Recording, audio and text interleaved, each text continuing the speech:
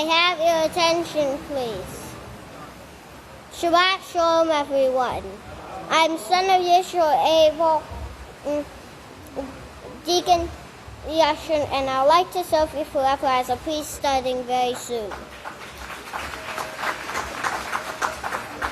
It's now time to start finding your seats for Sabbath service.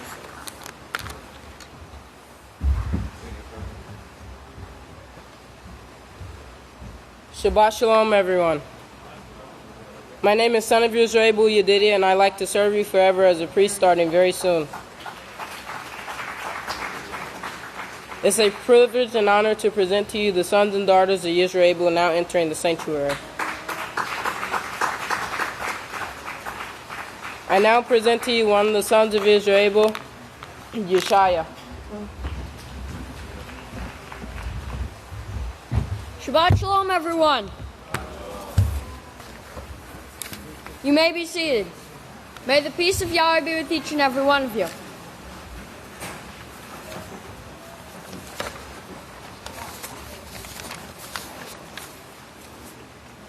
The title of my speech is Our Labor of Love. Pastor has taught us many times that we need to get involved in the work. So the first step is learning to serve on the Sabbath day. Coming together for Yahweh's Sabbath day, we learn how to serve others by doing our assigned duties.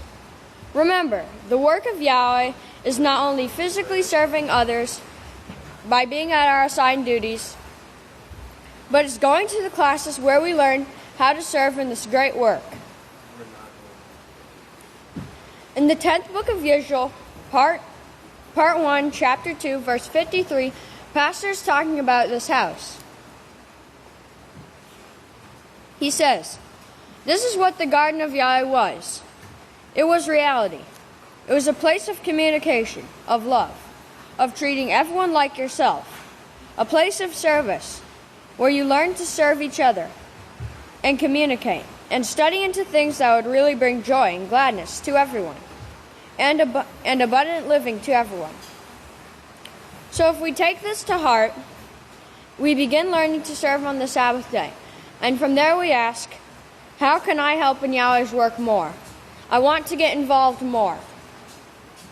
Turn to Titus 3, verse 14. Titus 3:14.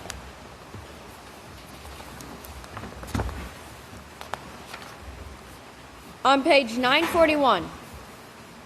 Titus 3:14. "And let our own people also learn to apply themselves to righteous works, to meet urgent needs, so that they may not become unfruitful." Here's the tree that was unfruitful.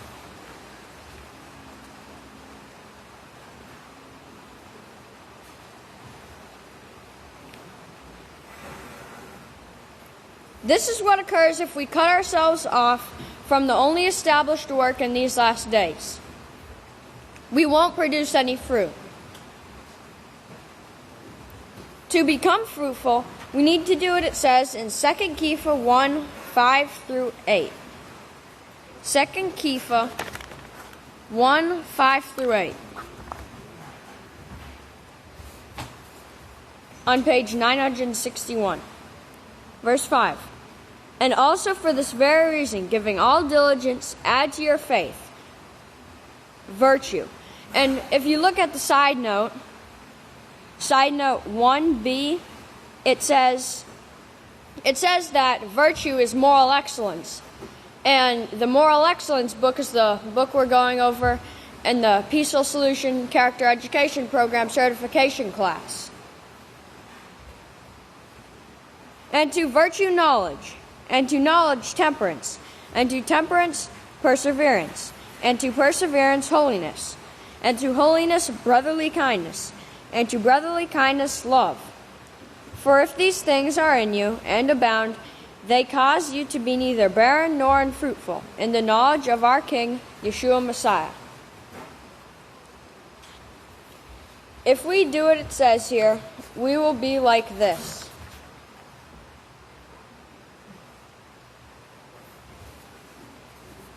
Here's the tree that produced fruit.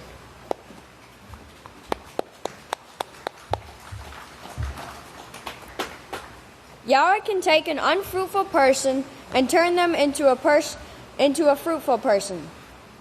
Turn to Philemon. Philemon 1, 10 through 11. It says, I appeal to you for my son, Onesimus, who I have begotten while in my chains, who formerly was useless to you, but now he has become profitable to both you and me. If you continue reading, you'll see that he was part of the prison ministry. And the prison ministry, and he was helping Yeshua, and he was helping Shaul in the prison ministry, which was part of the work. Now, the work of Yahweh has many areas. There are animals to take care of, gardens to watch over and tend to. There are building and repair projects that need to be done.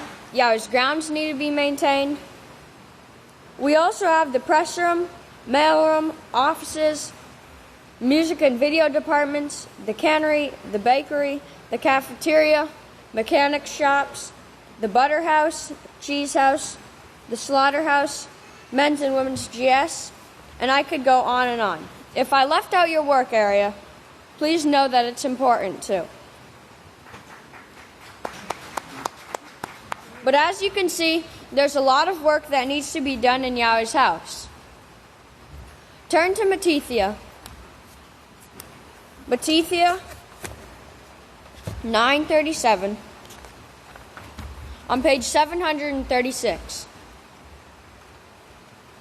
It says, Then he said to his disciples, The harvest is truly plenteous, but the laborers are few. In the ninth book of Yisrayl, part 2, chapter 19, verse 87, it says, I hope very soon to make the house of Yahweh self-sufficient, where we won't have to go to the stores to buy anything from Baal's world. Praise Yahweh.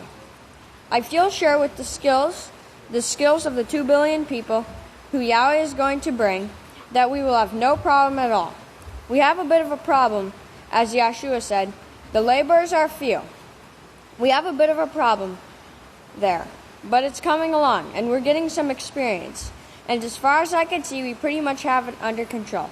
And this feast, there was very little that was bought from the stores. Yes, we're getting some experience, and it's going to be a blessing. It's going to be a blessing to us and all creation for eternity, only if we find our place in this work and stand firmly in it. In conclusions, Yahweh will not forget your part in this work. Turn to Hebrews 6:10, found on page 946. Hebrews 6:10 says, For Yahweh is not unrighteous. He will not forget your work and labor of love which you have shown towards his name, and that you have ministered to the saints and do minister. So do anything you can to get involved in this great work. And with this, I'd like to turn it over to son of Yisrayl for prayer.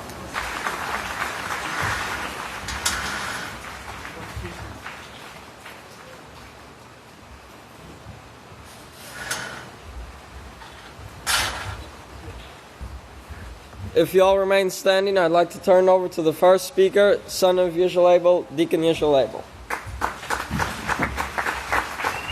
Shabbat Shalom, everyone. You may be seated. May the peace of Yahweh be with each and every one of you. The title of my sermon today is The Spirit of this World and the Spirit of Yahweh are opposites.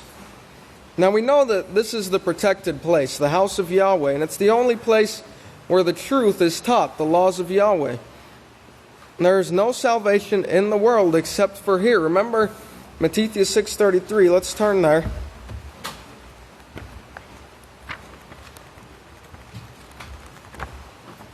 Matthew 6. It's found on page 733.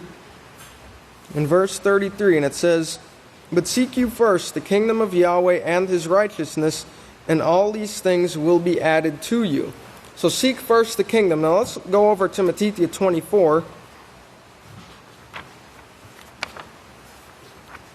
Found on page 752, and look at verse 5. And it says, "For many will come against my name, saying, I am anointed to preach salvation, and will deceive many." Go up to verse 11. "And many false prophets will rise, and will deceive the many." And look down to verse 24. It says, "For there will arise false messiahs and false prophets, who will show great signs and wonders, insomuch that if it were possible, they would deceive the very elect." So there's a lot of falsehood that's being preached and taught in the world today. But here at the house of Yahweh, you're taught the truth, which is the laws of Yahweh. Now our foundation is the prophets and apostles, and in chapter 24 of the 13th book of Israel, part 1, verse 46 through 47, pastor says, Satan won't tell you to keep the Sabbath. And those who pretend to keep the Sabbath, they're not really keeping the Sabbath, because they're not keeping it like Yoshiyah kept the Sabbath. Yoshiyah showed us how to keep the Sabbath. Our foundation is Yoshiyah. He's the chief cornerstone. Our foundation is the prophets, what they wrote, the apostles, what they wrote, and Yoshiyah and his example. He set us the example. He says, do it. Just do it. So he set us a perfect example. He was a perfect servant to the people. And the world hated him because he revealed their sins. And they also hate Yisrayl Hawkins, and they proved it in their own courts that they hate him. Look over to Yochanan,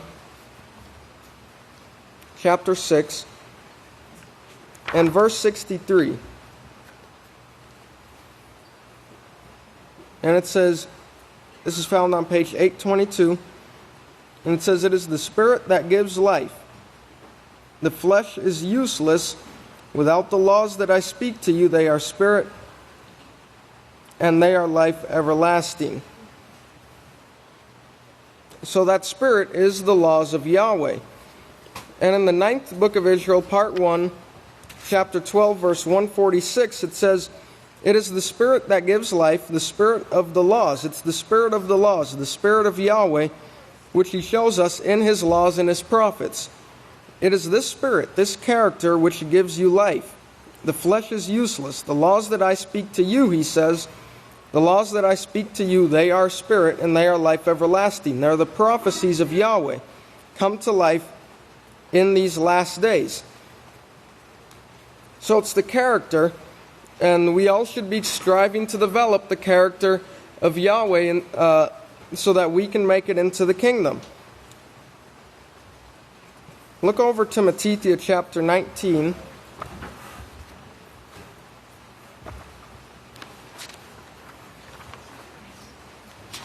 And verse 17. And it says, "But he said to him, Why do you question me about righteousness? There is only one who is the standard of perfection, and that is Yahweh. So if you would enter into life, keep the laws of Yahweh." And remember Revelations 22 verses 12 through 14. Now let's turn over to Ephesians chapter 2. It's found on page 917, Ephesians 2. And let's start with verse 19. And it says, "Therefore, now you are no longer strangers and foreigners, but fellow citizens with the saints and members of the house of Yahweh, and are built on the foundation of the apostles and prophets, Yeshua Messiah himself being the chief cornerstone, in whom the whole house, being fitly joined together by Yahweh's unity, grows into the holy house of Yahweh. And in him you are also being built together to become the house of Yahweh through the Spirit." So if you want to be a part of the family of Yahweh, you must come into unity by keeping his laws, the 613 laws. And in the 4th book of Israel, pastor's talking about this, the spirit of the world, and not partaking in it. In the 4th book of Israel, the reverence Yahweh number 2, verse 48 here, he's reading from Colossians 3:15, and let the peace of Yahweh rule in your hearts. If you don't have this peace, then you have Satan. You see Satan's spirit all over the world right now. Enter into any store and you will see Satan's spirit. Thinking that joy comes from buying or accumulating of riches. The deceitfulness of riches is Satan's way. Brethren, I tell you, don't cling to that way. Don't let it have anything to do in your lives. It is an evil spirit that will drag you away from the kingdom of heaven. Don't have anything to do with these people who have anything to do with this spirit. If you get around them, you're going to get it. Stay away from it, flee from it. Stay away from it and say to them, get the hence. Do whatever you have to do. He says here, verse 50, the people who carry this spirit, you don't want them around you. It's a bad spirit that is easily obtained. If you enter into the stores or go to your kinfolks who celebrate these days, you will get it, I guarantee. You will have the same desires as they have, and all they bring is emptiness into your life. The only true joy that there is comes from Yahweh. So the spirit of the world, it will drag you right out of Yahweh's house. It'll drag you out of the kingdom of heaven, as Pastor said. Stay away from it. There's no true joy in the world, no true peace in the world. It's only offered here at Yahweh's house. My last quote from the book of Israel, the 10th book of Israel, part 2, chapter 8, verse 11. It says, but when you come here and you don't repent and you bring your sins with you, then those sins will eventually keep growing and outweighing your thoughts of ever wanting to find true peace again. But the true peace is offered here at Yahweh's house. True joy is offered here at His house. It's the only place on earth you can find it. So don't partake of the spirit of the world. Only partake of the tree of life that offers righteousness, teaches the 613 laws. Have the attitude of servitude. And remember what the son of Yisrayl, Yoshiyah, said. There's a lot of work that needs to get done at Yahweh's house. So get involved, put your hand to the plow and don't look back. And with that, if you'll all please stand. It's my great honor and privilege to present to you the great Kohan, Benjamin Hawkins. Shabbat Shalom, great saints of Yahweh. May the peace of Yahweh be with each and every one of you. You may be seated. Man. Beautiful Sabbath day. And we got some really, really wonderful information on the plate for you. Hope you're ready. Got your pens and paper. Because this book is really going to begin even to come to life even more for you. And you're going to see that Yahweh inspired our great overseer, Yisrayl Hawkins, so astronomically when he wrote this book 40 years ago. So read at least one chapter of that in preparation for Sabbath and the upcoming feast. And by the way, you do have a personal invitation to a feast of Yahweh coming up. They're on the back table, this blog post. It's a 10-page invitation. Have you ever got a 10-page invitation? You also have another assignment to read. Remember, the pastor asked us to read this. Prophecies you'll soon see, then you'll believe. Where's the nuclear baby? Where is the nuclear baby? So I want to pick up where I left off last time about this enterprise, this enterprising religions and system. And do y'all remember what the son of Yisrayl, Odeah, asked? Remember what he talked about, Dokimon? Well, number 96, you're going to learn about this, is the opposite. It's adokimos, and it means to fail to pass the test, unapproved, counterfeit. Okay? So this is what we don't want to be found. Okay? A counterfeit. Okay? We don't want to be unapproved. And there is a counterfeit system out there, and it's all around us. In fact, I'm so pleased the great son of Israel, Yoshiyah, and the great son of Israel, Abil, Deacon Yisrayl, Abil, they practically laid the groundwork for the sermon right now. Okay, so are y'all ready? Now, if you remember where I left off, we were talking about, I showed you these numbers. Captain Kirk, if you remember, his number was 323, or Cersei, okay, Cersei, Kirk. And then I showed you another number, Lucifer, it was 323. And then I showed you that Catholicism was 323. All just a coincidence, I'm sure. So then, no sooner had we got through that sermon. Actually, this occurred a day before the sermon took place, and I didn't know it until the 29th of August when it came out in the news. Lightning strike killed 323 reindeer. Okay, did you all hear about that? In fact, they showed it in the news last week, didn't they? YPN News. And it shows that it occurred on that Friday, which was the 26th. The 323 reindeer were killed by lightning, right? Lightning killed them. Here's the another article. Lightning strike kills 323 wild reindeer in Norway. Okay, Norway. Can we go ahead and play the clip, please? Pay close attention. You'll see some really interesting things that they haven't shown you before.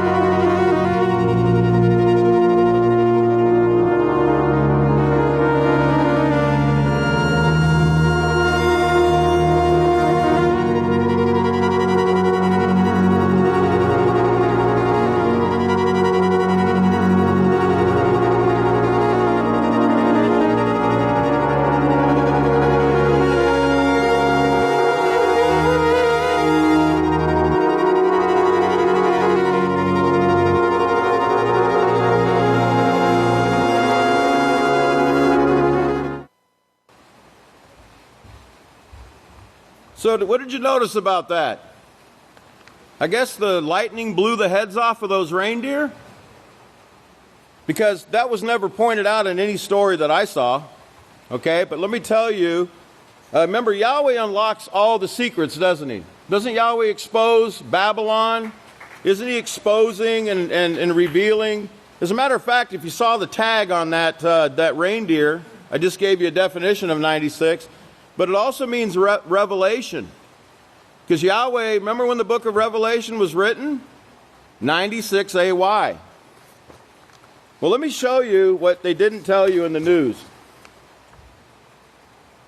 A deadly animal prion disease has appeared in Europe, and this is back in April of this year.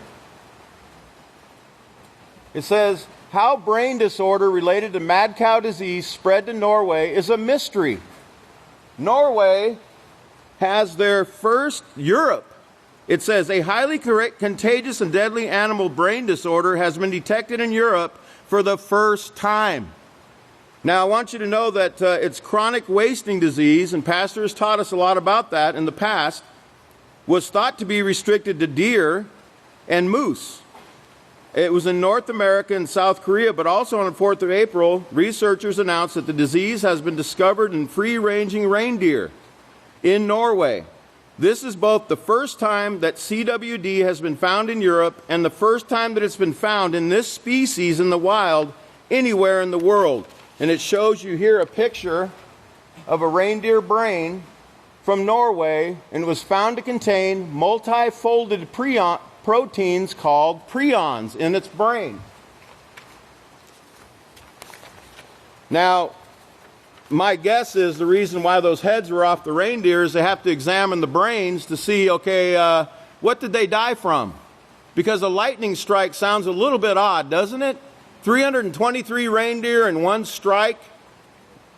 Those deer were all over the place on that plateau there. Now, as a result of this, the European Commission has a prohibition on export of live cervids. Now, in case you don't know, a cervid is a reindeer, deer, moose, elk. Those are called cervids. It's going to have an impact on the industry that export live cervids. It's going to have an impact on the people that are selling this, of course. But now it's also going to have an impact on these people. A prohibition on the import, sale, purchase, and use of scents or lures from cervids. Now, if you don't know what that is, I would like to show you. In fact, I went on, because I didn't even know what they were, that they actually use deer urine to attract deer hunters. They use the urine of deer to attract the deer. And now, I went on Google because I didn't know anything about that, and this is the first thing that popped up. This product called Mad Buck. Now look at that deer, you know, the name in itself tells you this is something strange here, isn't it? Here's some of their products. Mad Buck Insanity Powder. Insanity Powder. Now why would you call it, knowing about mad cow, you know, insanity, crazy, right? Knowing things like that, why would, look at it says, drive them crazy. Drive them crazy. Let's see what else they have. Scented hog jam. Says tailor-made scents to attract hogs with air contact. You know, and they also have things like deer corn deer, scents that drive them crazy. Mad Buck innovations. They have these different aromas, and they have what they call blocks. Salt lick blocks and things that they put in the soil, that they hang in trees for the scent to go. And that's why how these things are spreading, by the way, from the deer who are infected with the CWD and the people in Norway buying these things. Now, this company is located in Waco, Texas. And I know a little bit about Waco, don't you? But you're going to know a little bit more about Waco, too. Okay? You're going to know a little bit more about it. All right?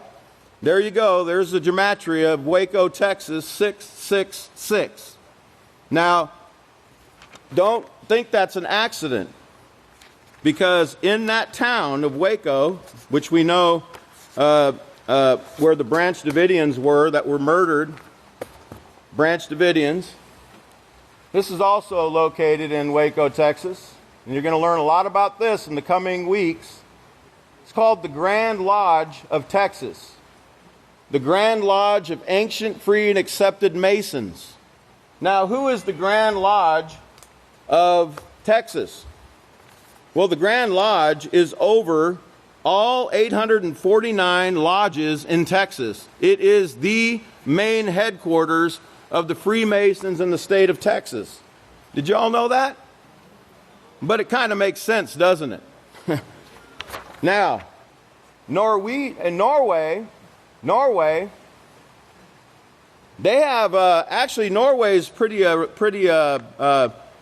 it's different in that they're Freemasons, the Norwegian Order of Freemasons in Oslo, Norway, where the Oslo Agreement was secretly made. Did you know that their Freemasons are hooked on to the Parliament? It's in the same building. Isn't that amazing? Keep those things in your mind. These are very important. They're going to be explained further, but I'm trying to lay some groundwork here. So please write down these numbers. Please write down these numbers. Let's write this down first.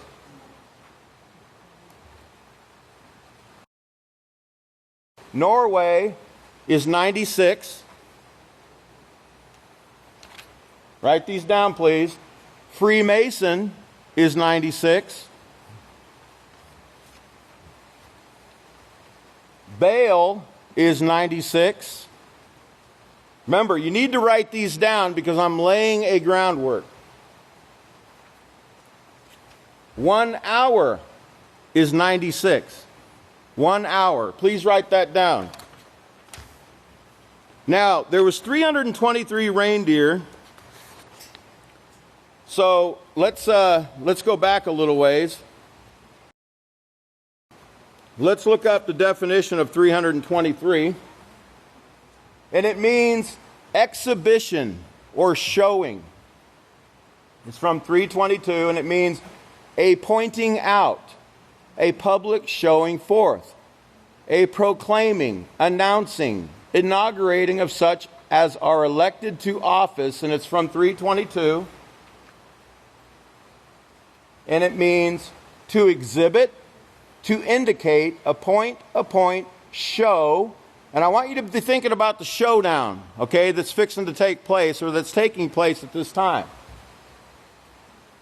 To lift up anything on high and exhibit it for all to behold. Okay? Now, Yahweh is going to show us some very miraculous things. And I want you to remember this. Think showdown. Think the August calendar. Remember, this took place in the month of August, this reindeer deal. Think Times Square. And remember the bus with the number 323 on the back. Y'all remember that? Notice the color green, the color of money. Okay, think about that. Think of the 888, the Go New York tours on the back written there. I believe a lot of this has been brought before. These numbers, Yahweh's showing a pattern to us in these numbers. Now, these reindeer were found on 8/26. It was on the Friday. And it means to shine forth, bright, clearly discerned. Clearly discerned is from the word og. And it means light of day, brightness, daylight, dawn. You know, for the righteous, the light of day, remember, it gets brighter and brighter. We're looking through a glass darkly, but we're going to see clearer and clearer as Yahweh explains this to us, okay? It's going to be very undeniable. I promise you, you will not have any doubt anymore who Yahweh's working with. Yahweh promises you that. It's also this number here in the Hebrew, and it means conjurers. I want you to think of the two races. Conjurers, an enchanter, an astrologer. It's from 825. Conjurers, a necromancer, astrologer, practicing enchantment. Now, 323. Let's get into this. Area code for Hollywood. Okay? Write down Hollywood, write down 323. And actually it was made their area code on 6/13/98. Okay? Think Freemasons. Hollywood Masonic Temple. Here's their phone number. 323-8268. Write that down, please. The number 8's important in this too. What about the Hollywood Masonic Temple? You ever heard of that place? Well, it's now called the El Capitan Entertainment Center. And it's where Walt Disney Company premieres all their movies. Okay? Walt Disney Company, Buena Vista Theaters uses that as a promotional tool by creating themed environments to go along with movie premieres. The center is also rented out for industry parties, premieres, record releases, and product rollouts. And it's where Jimmy Kimmel Live is taped every day.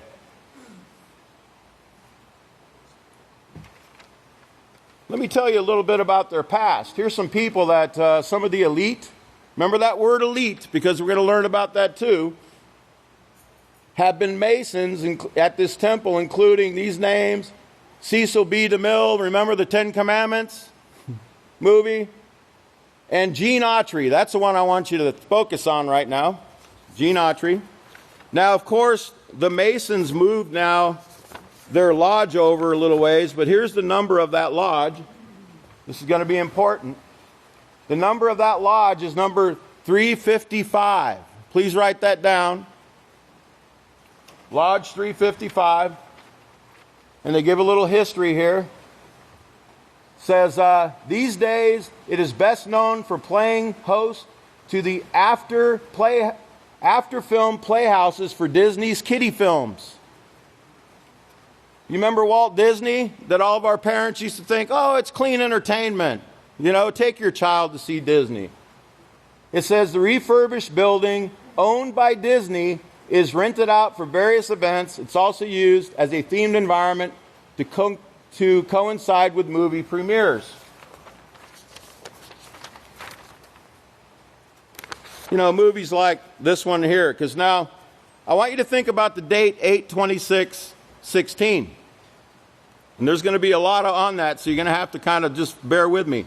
8, and then 26, 2 plus 6 is 8, and then 16 is like 8 times 2, right? So there was a lot of 8s in that, and I was struggling with that, trying to figure out, you know, about that number 8. Like, why was number 8 so prevalent in that story about these reindeer? The next day, as I was pondering this, Google puts up this image on their Google Doodle for the day. And it had this little boy here with a serpent over his head.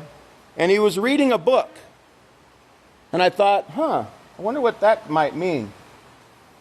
And I noticed it was at 1:35. It's kind of hard to see, but it was September 1st at 1:35. So I said, well, let me look into this.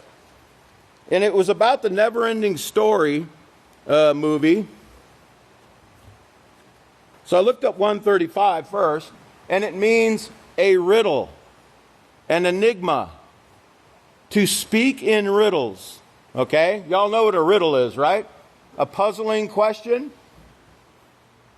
And it's also, this is the other, I believe this is Hebrew, and it means, 1:35 means Adon, which means Lord or Lords.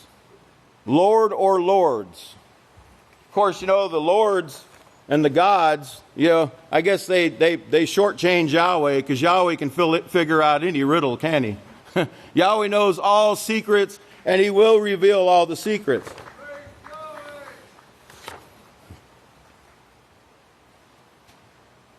Now this number 88, because I thought it was interesting, I want you to notice this. Blitzen, one of the names of Santa's reindeer, since we're talking about reindeer, right? Blitzen was the lead reindeer. And Blitzen is number 88. We'll come back to Blitzen in a moment, but let me show you what 88 means. It means without ceasing, continual. Remember the never-ending story? Without ceasing, continual. It also means water skins, and it's from 178, which means necromancer, one who evokes the dead, you know, the dead lords and rabbis, ghost, spirit of a dead one, practice of necromancy, one that has a familiar spirit. Just bear with me. And I want you to remember, I showed you necromancy, you know, dealing with the dead is a sin, and it's 666 in Gematria, just like you have the word witchcraft, 666, okay? Yeah, here's the picture here. Remember the little boy reading the book, okay, with the serpent over his head. Well, I want to show you what he was reading. Here's the book he's reading right here. It's called The Never-Ending Story. Y'all see the Ouroboros here? Double snakes there on the Ouroboros. If you turn it sideways, you see the 88. Y'all see that? You see the 88, the never-ending story, unceasing. Remember this. Just write these down. It's going to be explained. Now remember, 355 was that lodge number, right? That was the lodge number. And it means to consume, to destroy, to annihilate. And I want you to write the word consumer down. You know, buyers, people that buy things. Write consumer in your notes. Consume, to conquer, to use up, destroy. And then in the Hebrew, 355 means doe. You know, like a deer? Deer? A hind doe? A doe or female deer?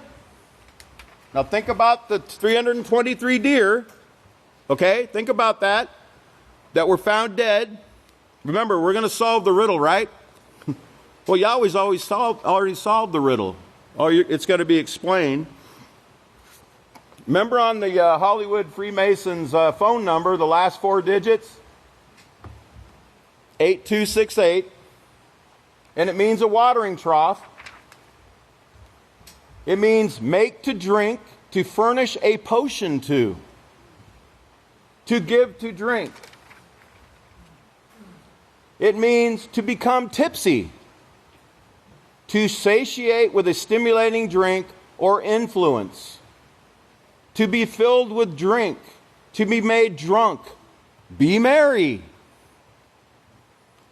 Become drunk or drunken, be intoxicated, to make oneself drunk. And it's from 8354, which means drunkard, banquet, drinker, of drinking of the cup of God's wrath, of slaughter, of wicked deeds, to be drunk. Now that should remind you of a scripture in Revelation 17:2 that talks about the nations are drunk on the teachings that are coming forth from these conjurers, these witches. You know, it's interesting too, when I was young, we used to get what we called blitzed. You didn't know it's a euphemism for getting drunk. Getting blitzed. Well, what does blitz mean? Santa Claus's reindeer, remember Donner and Blitzen? Blitzen, it actually means lightning. Donner means thunder, Blitzen means lightning. And you remember Rudolph, the red-nosed reindeer? Well, I wonder why his nose was red. Well, your nose knows why it gets red. 6 things your health tells you about your nose tells you about your health. Constantly having a red nose or rosacea is possible that you're either drunk or an alcoholic. Now remember, he was one of Santa's helpers. One of his reindeer, 666, Santa Claus. Yeah, he was a great guy, right? By the way, the other number on Santa is 546. And y'all, some of you remember a song they used to sing. That threatening song, you better watch out. You better not cry. You better watch out. I'm telling you why. Satan's coming to town.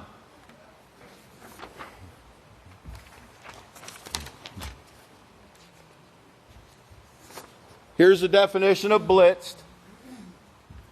Means very much under the influence of drugs or alcohol.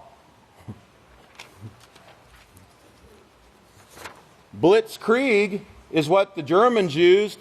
It's when they used lightning force to go in and destroy the enemy and annihilate them. It was called a blitzkrieg because it was like lightning. And that's why the Nazis had the lightning flashes, the thunderbolts, and their insignia.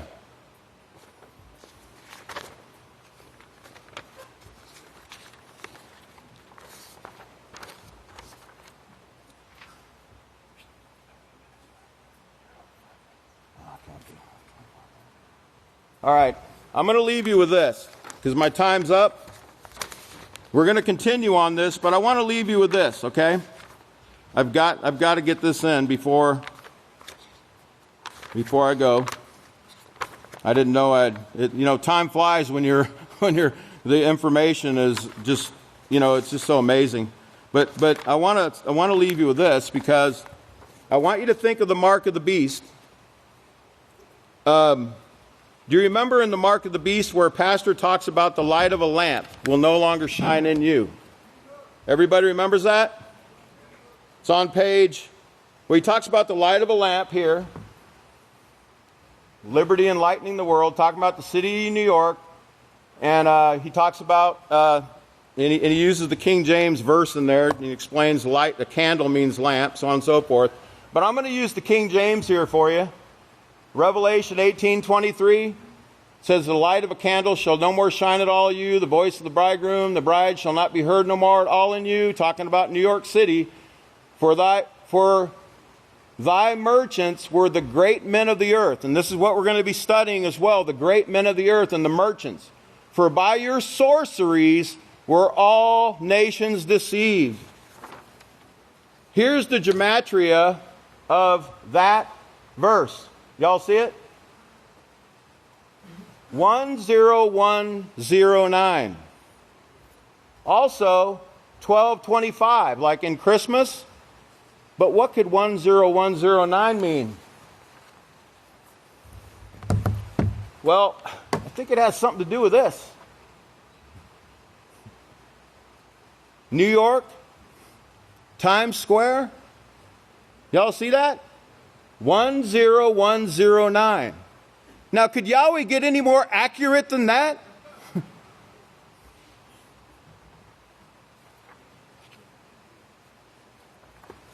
Well, he could.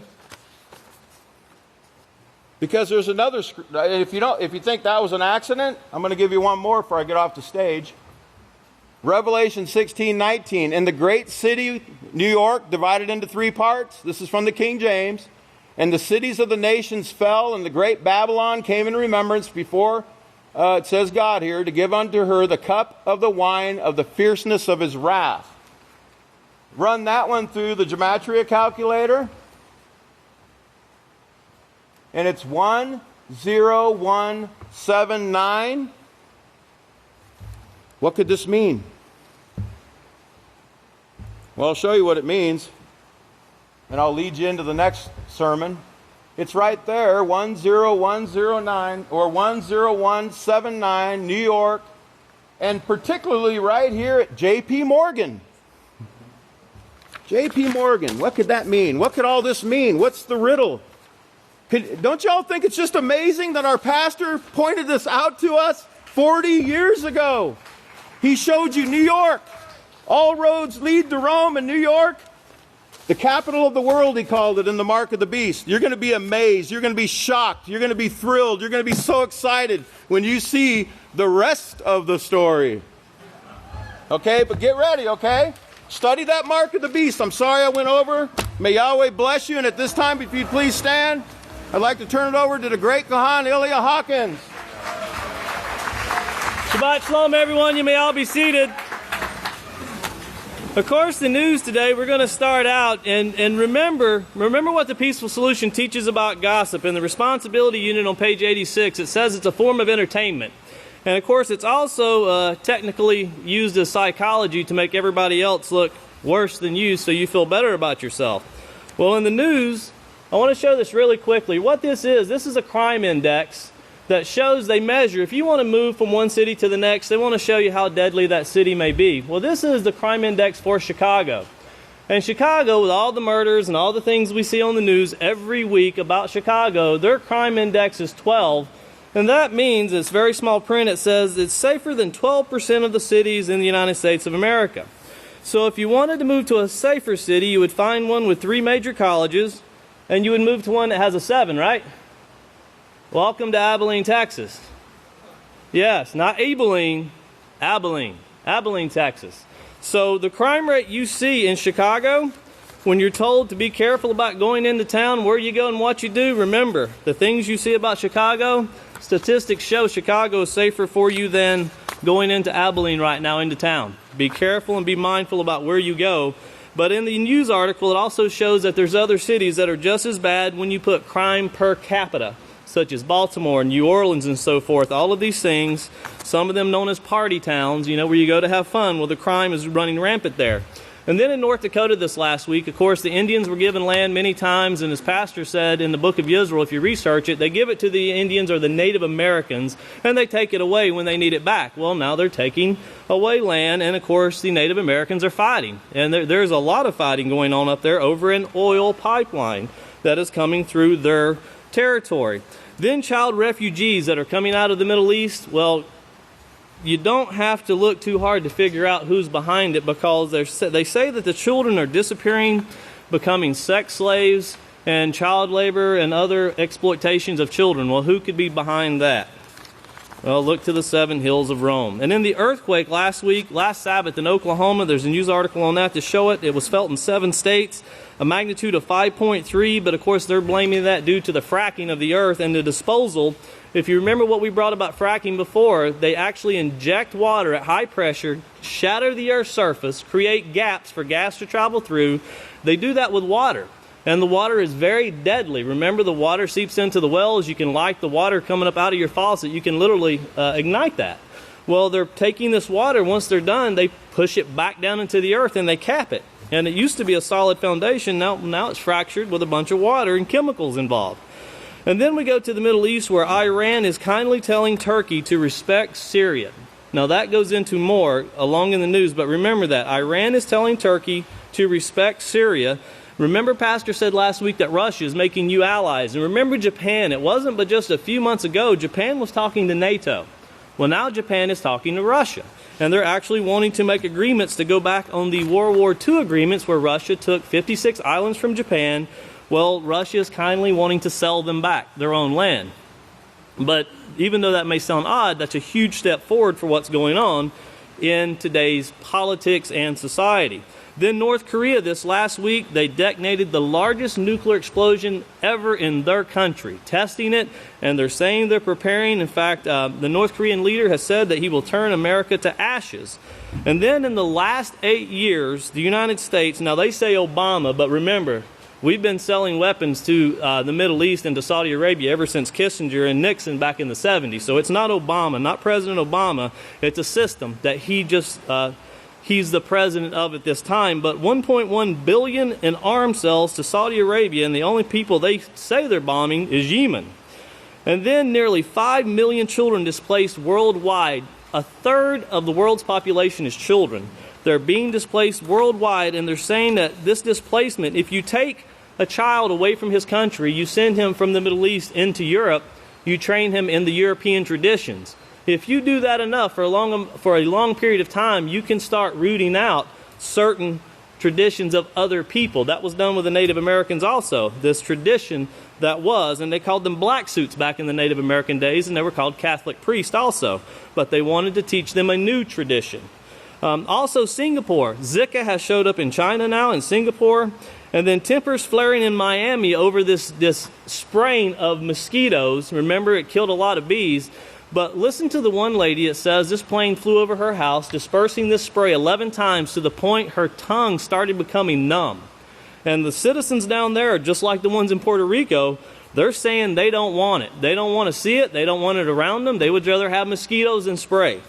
And then we were able to send a YPN representative, correspondent, to the actual site where the 2.5 million bees were destroyed, killed, and you'll be able to see a live footage from that. And the lady that actually owns the farm is going to put her input into what needs to be done to save these bees. And listen to what she says very carefully, that without bees, what would occur in 4 years? In 4 years. And of course, that's been said before.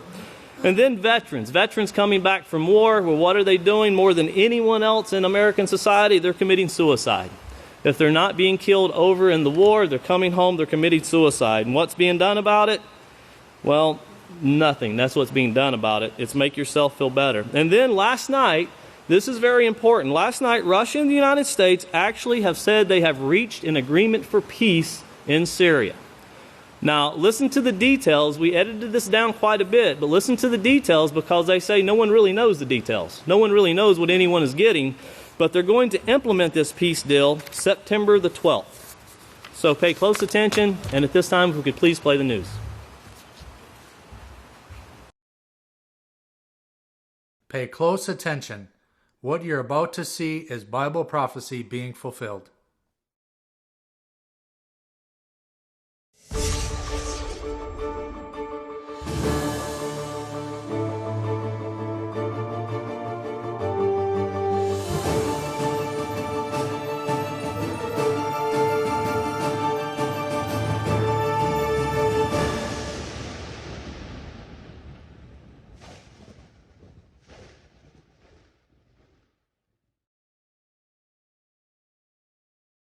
Welcome to another edition of YPN News, bringing you the news as it relates to Bible prophecy and foretold by Yisrayl Hawkins. Well, in the news this week, Japan and Russia seem to be strengthening their ties. Also, North Korea is continuing to test and improve their nuclear program. And we'll have our continuing coverage with the ongoing wars and just who exactly is suffering the most. Now, all these stories and more, but first, let's look at a few problems right here in the United States. Well, they're breaking records this year all over the country, and now another one. But this milestone is not one to be envious of, Kohan. The city of Chicago had its 500th homicide this Labor Day weekend and is on track for the deadliest year in over a decade. Now, the Windy City, however, is not alone, but part of a nationwide rise in murders. Yeah. Well, just to get an idea of how violent this year has been for Chicago alone, let's go back to 2015. For the entire year, the city had recorded 480 homicides. So they are seeing a dramatic increase this year. And despite these extremely high numbers, Chicago still doesn't rank as the murder capital of the country if we look at homicides per capita. St. Louis, New Orleans, and Detroit all rank higher per 100,000 people than Chicago. Yeah. But there are many more cities wrestling with record-breaking violent months this year.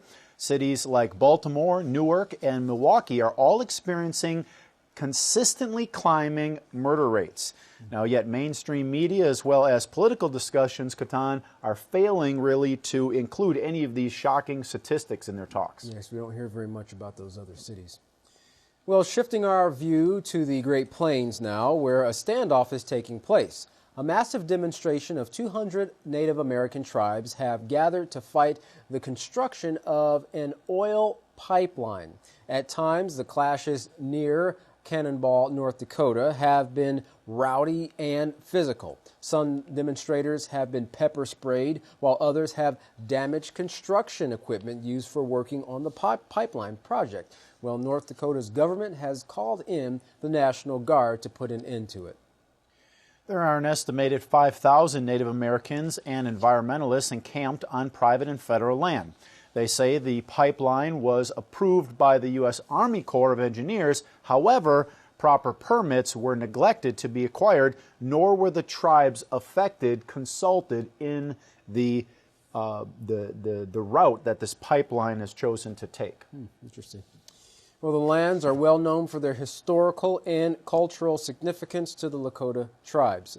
There are claims that the pipeline project has disturbed the sacred burial site and plans for it to run under the Missouri River, about a mile north of the Standing Rock Reservation. Well, there are fears by the tribes that the pipeline could leak, causing contamination, which could destroy the tribe's water supply. In a statement to CBS News, a coalition supporting the project said it will be among the safest, most technologically advanced pipelines ever constructed. Now, however, the demonstrators in North Dakota don't believe what they hear. Green Party presidential candidate Jill Stein also took part in protests on September 6th. The activist, known for taking part in demonstrations, spray painted on construction equipment the words, "I approve this message." Well, Energy Transfer Partners, the company building the $3.7 million project, says the pipeline is already 50% finished. The entire length of the pipeline will stretch 1,100 miles across 4 states, beginning in the oil-rich Bacon fields of North Dakota and ending in Patoka, Illinois. Well, moving now to the UK, where child refugees are in serious danger. Immigration authorities there have released some alarming figures showing 360 of the child migrants have vanished. And of those, 200 have been missing for over 2 years. That's amazing. Many, including members of the parliament, consider their government as a failure to the youths.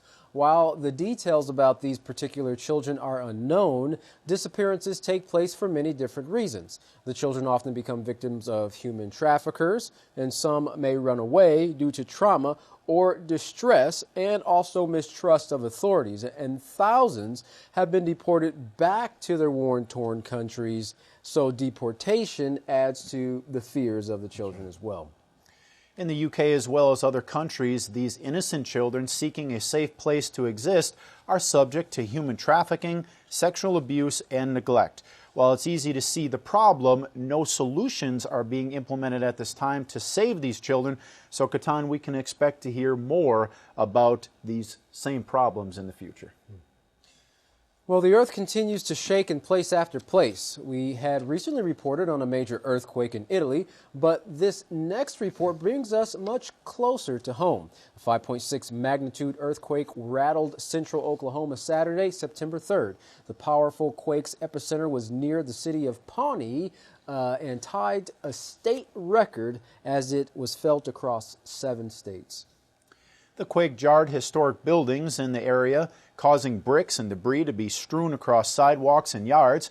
It also renewed ongoing concerns over the disposal of wastewater from oil and gas production.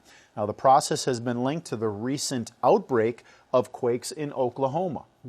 In 2015, Oklahoma experienced on average 2.5 earthquakes each day with a magnitude of 3.0 or higher. For the entire year, a total of 907 earthquakes of that magnitude actually shook the state compared to just 2 in 2008. So you see a huge jump in just 7 years. Definitely can make a connection there. Yes, that's right.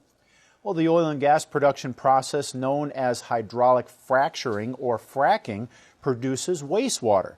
The disposal of wastewater has now been linked to the increase in earthquakes, prompting the state of Oklahoma to initiate the fastest and largest shutdown of wastewater wells in history. 37 are scheduled to be closed.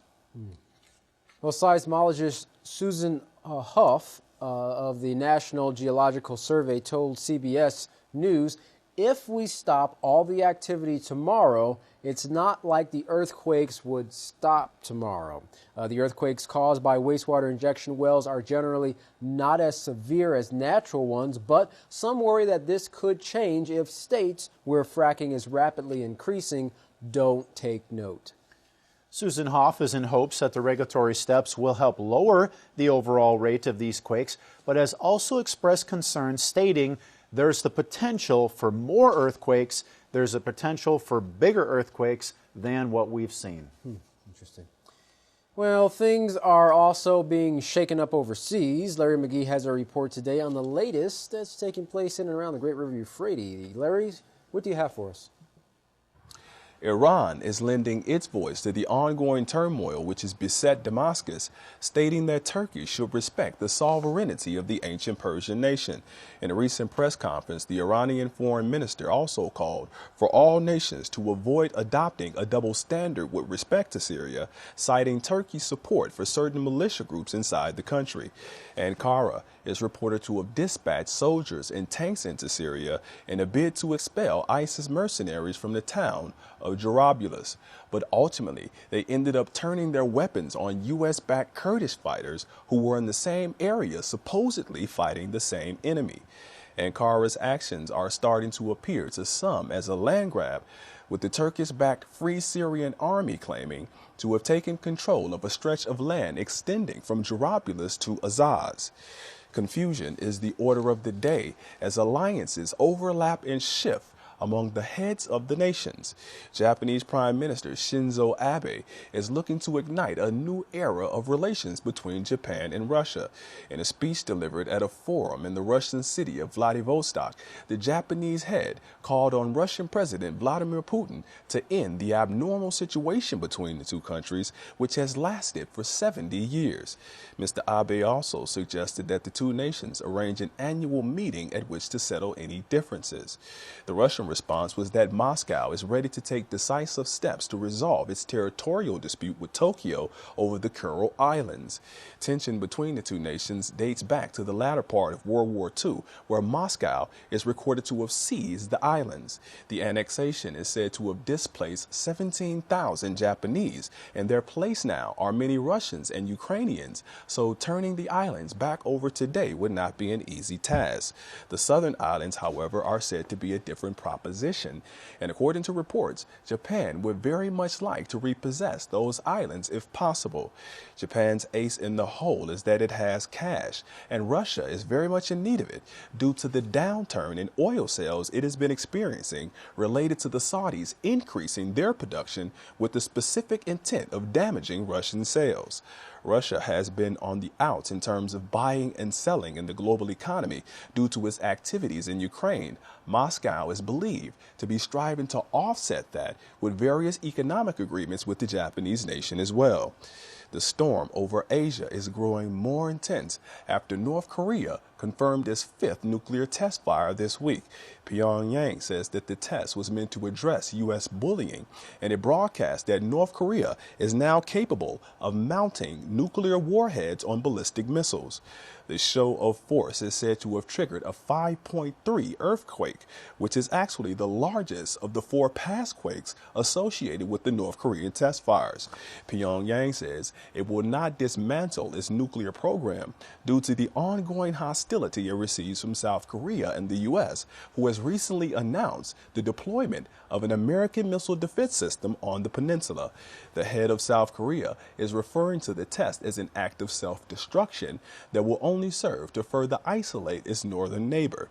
Japan is reportedly calling the move absolutely unacceptable, and it intends to launch an official protest against the activities of the North Korean nation, whose nuclear weapons program global analysts are calling accelerated. For IPN News, I'm Larry McGee. Good time, Jeff. Back to you. Well, North Korea is certainly getting the attention of a lot of other nations with these tests. That's right.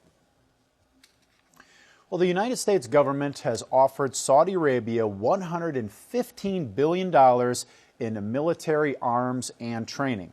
Now, that latest information provided by the Center for International Policy, a U.S.-based think tank. This recent arms offer is the largest ever made during the 71-year-long U.S.-Saudi alliance. Now, the weaponry includes tanks, helicopters, air-to-ground missiles, missile defense ships, and warships. That's right. Some rights groups said that certain U.S. congressmen have condemned the sale of armaments to Saudi Arabia, especially after a spike in the number of casualties in Yemen. Nearly 50 million children worldwide who have been forcibly displaced from their homes. This, according to the United Nations Children's Agency, UNICEF. Now, more than half of those 50 million have been displaced because of violence and conflicts. UNICEF warns that many of the children leaving their homes are vulnerable to abuse and called for a collective effort to bring an end to the plight of children in danger, particularly those who have been taken refuge. Well, children in Syria, Yemen, and Afghanistan are being forced to go through difficult times for which they have nothing to do with. Conflicts and violence have put millions of children in danger, and those, quote-unquote, lucky enough to escape death have faced displacement. Justin Forsyth said that of the 50 million children, 28 million have fled conflict and violence. That's near doubling in the last decade of children that are actually displaced. Well, Scott Bennett, former U.S. Army psychological warfare officer, told Press TV that with the result of the forced migration, you're going to have children without parents. They're going to be angry, increasingly violent, prone to criminality, kidnapped, thrown into sex slavery, and rampant gang activity that is inevitably the result of young men who don't have a family. UNICEF said that children make up nearly a third of the world's population. Of all the refugees in 2015, about 45% came from Syria and Afghanistan, two of the countries struggling with a year of conflicts that stem from the destabilizing policies from the United States and its allies. And Mr. Bennett said that the United States and its allies should immediately halt all warmongering and reorganize their alliances to not include Saudi Arabia. He continued, Saudi Arabia is the cancer that keeps metastasizing, and it does it with a violent Wahhabi jihadism that has this global conquest agenda. Interesting. Well, suicides by veterans occur on average 20 times a day. One veteran, Frank Lefnesky, after 2 tours in Iraq and trying to drink himself past the demons that darkened his mind, and after a second member of his old platoon committed suicide, well, he finally got help. With his therapist, he can finally talk about his PTSD or post-traumatic stress disorder instead of being haunted by it. Lefneski said in an interview with CBS News, "I was immobilized. It's like being frozen, just watching time pass. It's crazy." Now, Staff Sergeant Lefneski hit his own rock bottom and contemplated taking his own life. He said, as he tried to hold back tears, "I had a great person tell me once, they're killing us over there and they're still killing us over here. And that guy told me, don't let it happen. Don't give them that satisfaction." He continued, "I used to be jokey. I used to be goofy. I was Frank from North Scranton, and I know I won't be that again." Well, another soldier, Jenny Pakanowski, an Army combat medic, described the battle she fought once she got back home. She said, "For a long time after I got back, I isolated myself in a cabin and drank all the time. Then at one point, I decided I was going to try to do everything possible," she said, "everything possible to feel better. But if nothing worked, I was going to kill myself." She concluded, "God, this is harder to talk about than bombs." Wars, whether amongst nations or within one's own mind, bring long-term suffering to those directly and indirectly involved. Suffering is inevitable for this world in its current state without someone with some plan to turn it all around. Well, Yisrayl Hawkins is unfolding the details for this plan to stop all wars and suffering, and it's called the Peaceful Solution. To find out more about this plan and the great teacher and work that's bringing it to life, contact the House of Yahweh. And when you do, don't forget to request your free copies of the Prophetic Word magazine and the monthly newsletter. To contact the House of Yahweh, you can write them at P.O. Box 2498, Abilene, Texas 79604. You can call them at 1-800-613-9494. Visit them on any of their websites, www.yahweh.com, www.yisraelhawkins.com, or www.yahwehsbranch.com. You can also visit our website at www.ypnnews.com. For any emails, you can email at info@yahweh.com. For calls coming from outside the United States, please call the number on your screen. And once again, don't forget the Yisrael Says program by going to www.yisraelsays.com to learn about the greatest Bible study tool on the market today. Well, don't go anywhere. Up next, the only man with the true plan, Yisrayl Hawkins. From all of us here at YPN News, I'm Kohan Alexander. And I'm Jeffrey Hammerman. Thank you for watching.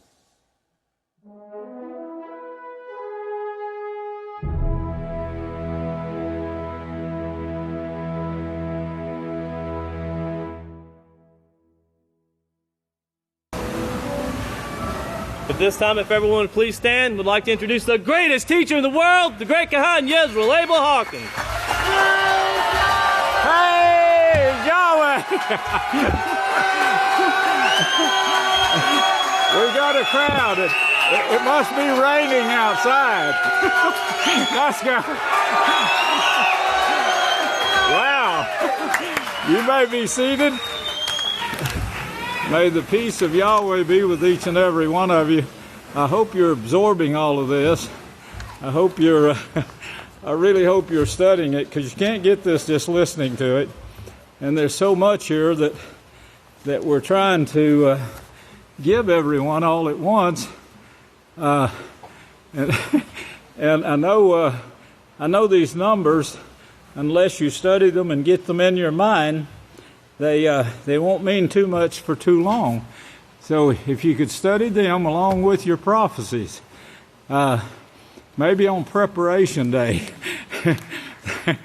Praise Yahweh. Preparation day. You know, my preparation day, it started yesterday with my normal routine. I was delivering men to work, and I got to thinking, you know, when I had 4 men crawling into my car, and and I got to thinking, you know, I did this 50-something years ago, or 60. I was working on an oil field crew, oil construction pipeline work, and I was hauling 3 men with me to work. Every day I'd go and pick them up and take them to the shop. We'd get our tools, and then we'd take a truck from there then to work.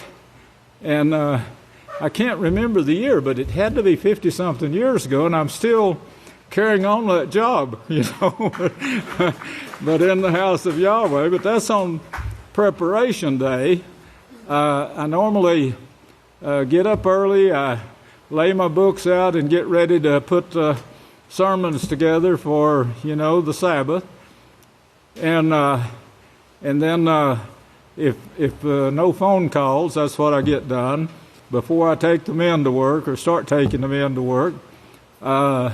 I can normally get back within an hour or so, and then I go and get the men of the evening and take them home. Now, yesterday I was really busy, right up till sunset or after, when I start taking confessions, you know, for Sabbath. And Eob, I got angry with him, but I didn't tell him that. But he went and got my men and took them home for me, doing me a service. But I'm always disappointed when I can't get my job done, you know. Anyway, I feel the same way about the work of Yahweh, and that is part of the work of Yahweh. The work of Yahweh takes priority over everything. Praise Yahweh. That's the reason you were called here. You were called here to give a job, to learn to see if you're capable, Mr. Cain or Miss Cain, of changing your sarcastic attitudes, of humbling yourself to people you think that you look down to talk to like they were dogs. Mr. Cain and Miss Cain, why are you so angry? Why are you so sarcastic, Cain? You know, downcast, you know, that's what that word means. It means a lot of cute things that Satan really likes to see in your face. It's not the face of Yahweh she's seeing when she sees this. It's Satan's face. Her and her sons, the gods. You're playing a great part when you put this face on and you tell the people, my work is done. I'm not doing this anymore. You think that's pleasing to Yahweh? I know these things. You know, I'm the witness that Yahweh put here to witness whether I would have you in the house or not. I would hate for you to show sarcasm to Yahweh. I'd hate for you to show it to Yoshiyah. You better start changing it, because I won't allow you to be there, and I know Yahweh won't allow you to be there. Change it and be like Yoshiyah. Put his face on and say, I'm here to do the work. I'm still here to do the work. I start early in the morning doing the work, and I do it until it's done. I don't do it till 5 o'clock. I was working last night till after dark, and Eob called me and said, I know you're busy, so I went ahead and took the men home for you. And I said, well, I was going to get them, you know, just a little bit later. But I'm glad he did. Praise Yahweh.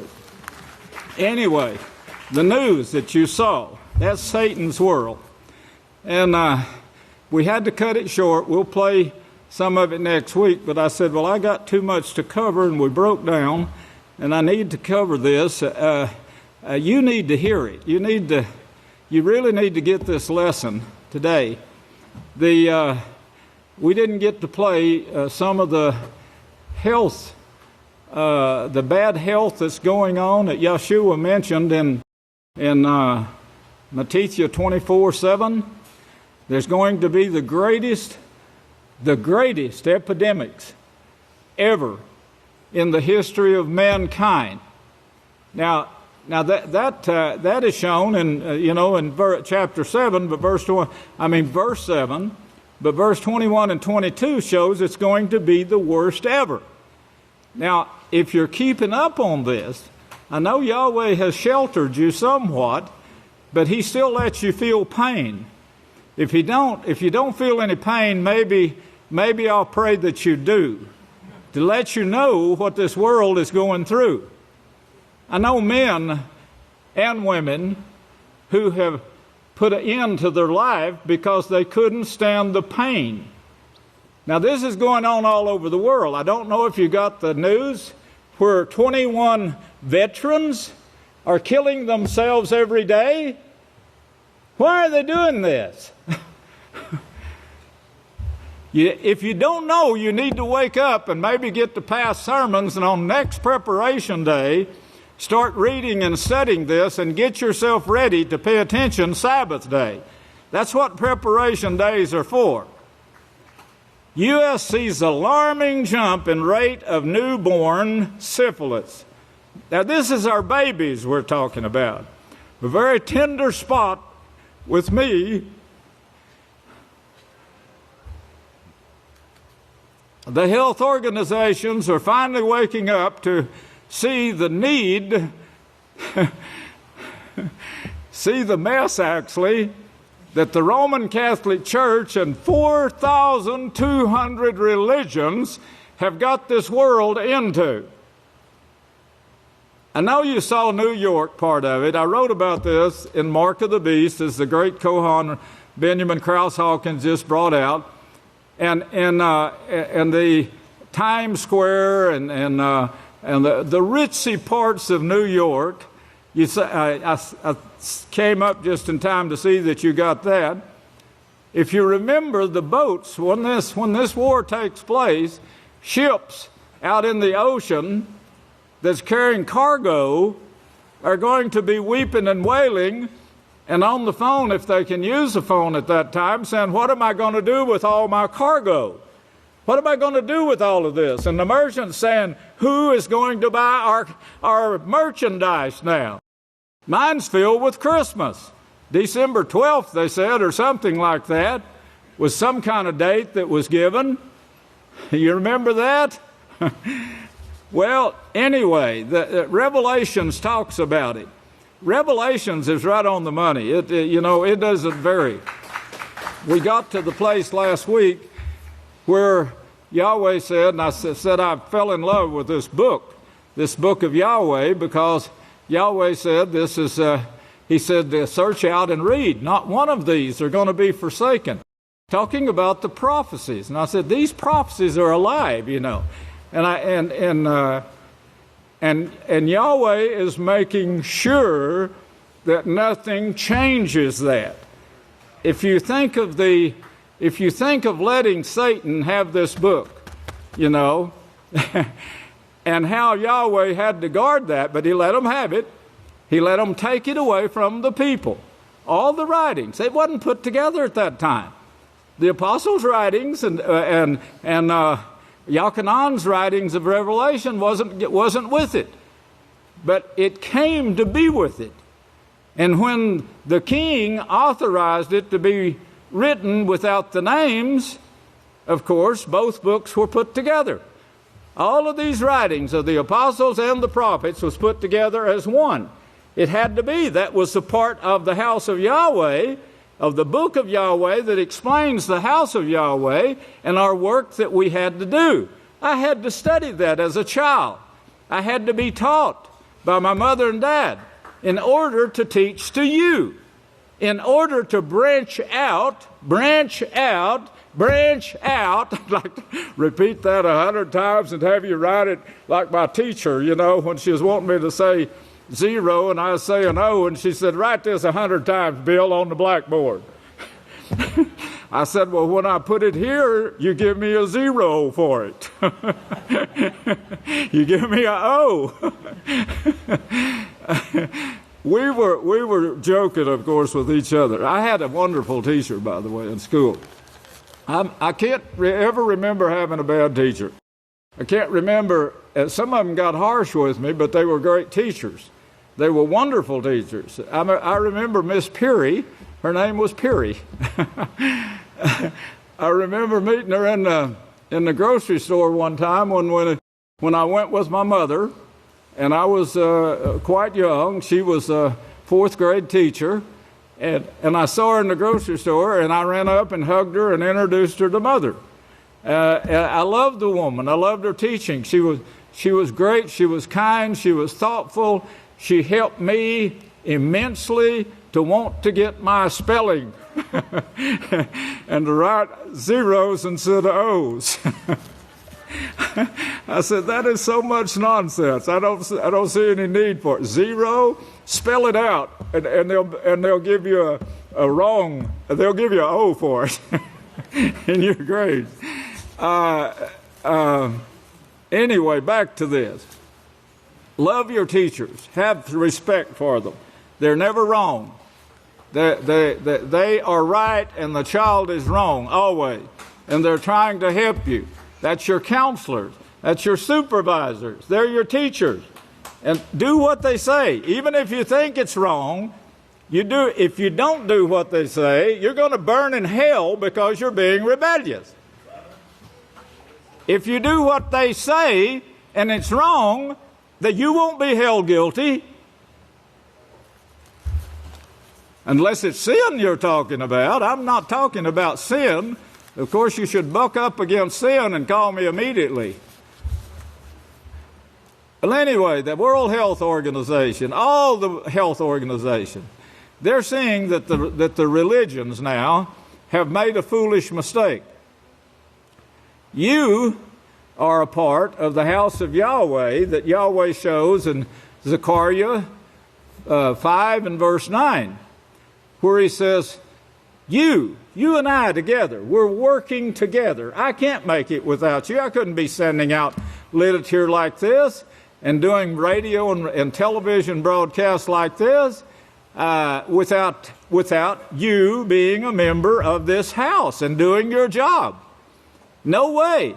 Together we make it. Together we would fall. If everybody did, refuse to do their work, it would stop. The house of Yahweh would stop.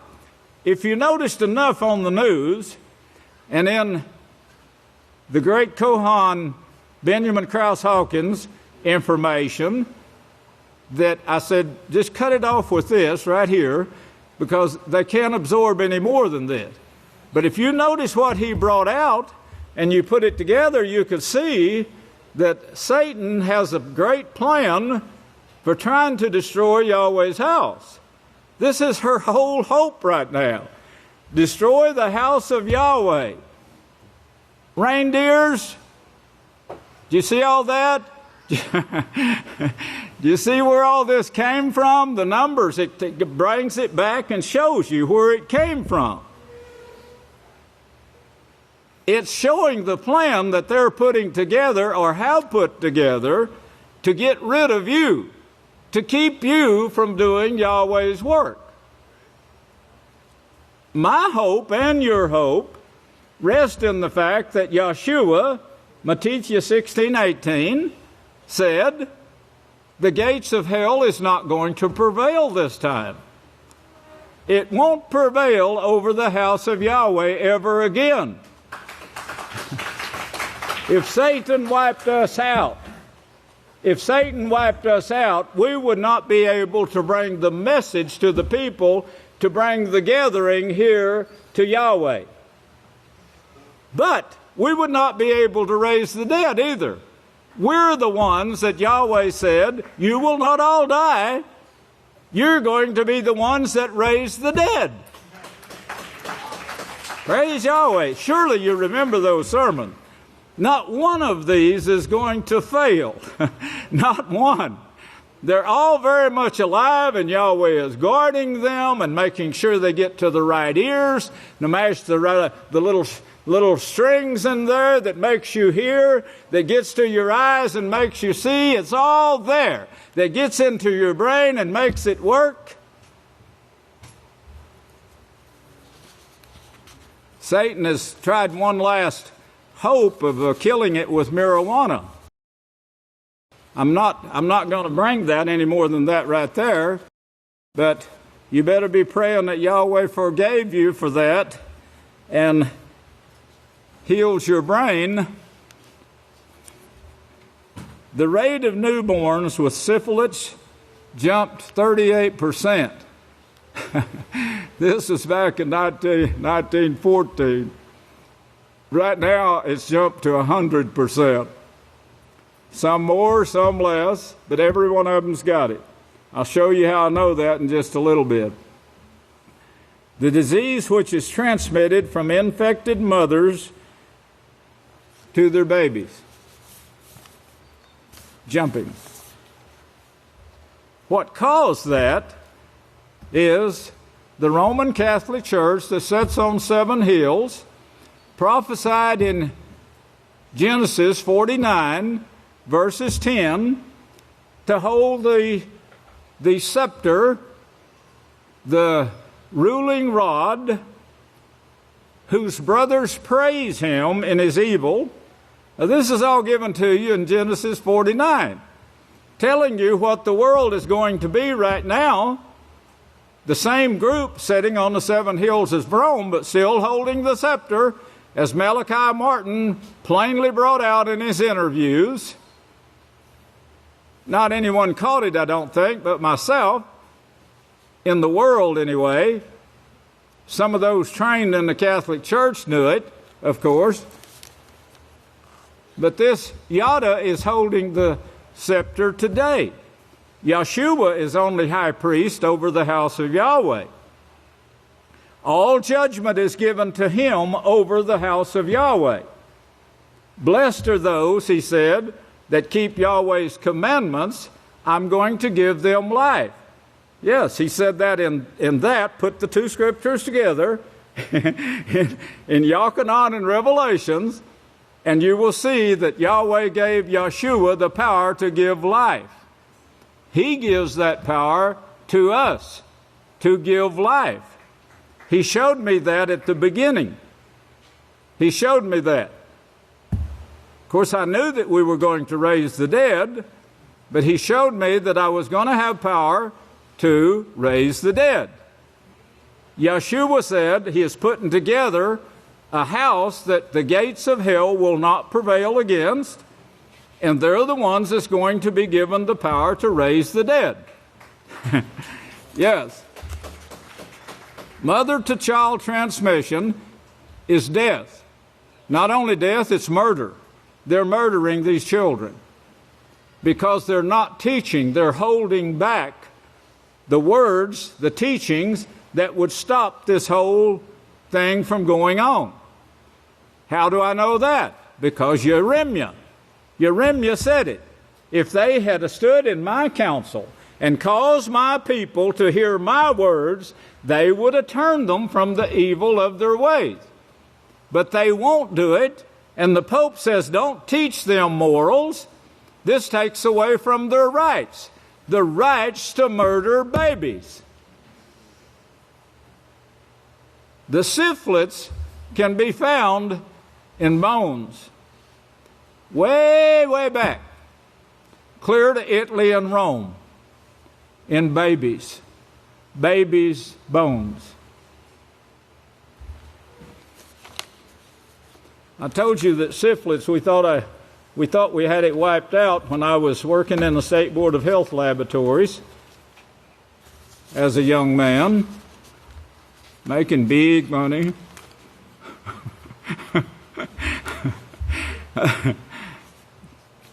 The 2 witnesses.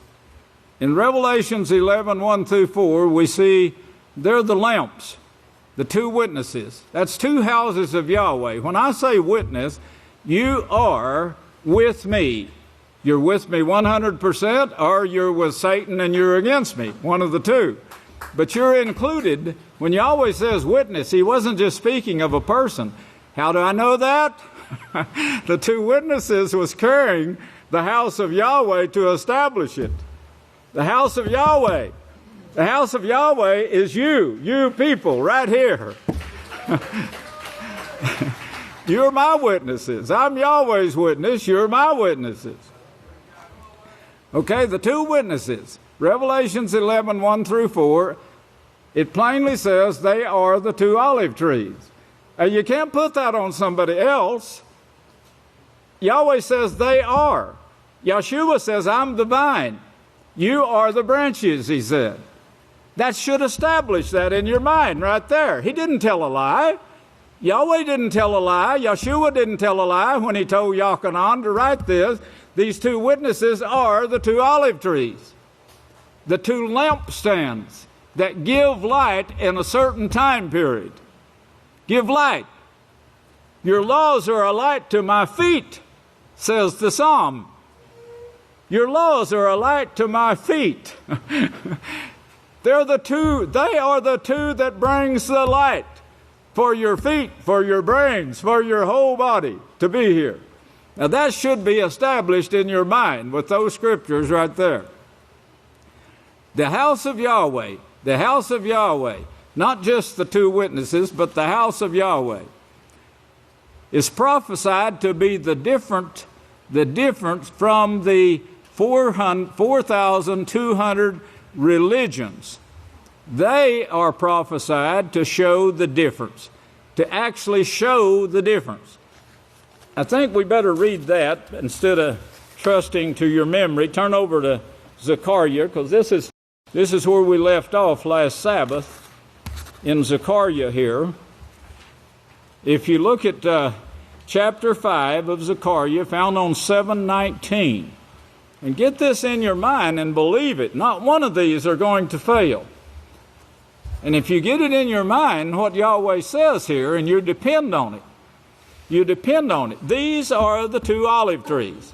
There's no guesswork about it. When you see it anywhere in the Holy Scripture, you're going to know that Yahweh meant what he said when he told Yoshiyah to tell Yochanan to write this and write the things. The sentence of this great whore here is going to disappear pretty quickly now. You're running out of time, Miss Cain. Mr. Cain, you're running out of time.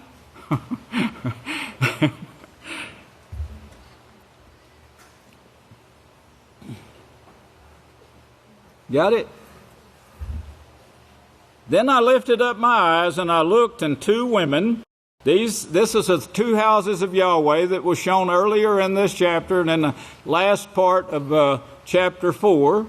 And 10 and 11, taking the house of Yahweh to a Babylonian land to establish it. And that's exactly what took place. One up there and one down here. The western light here, the eastern there. The western light will never go out, Scripture said.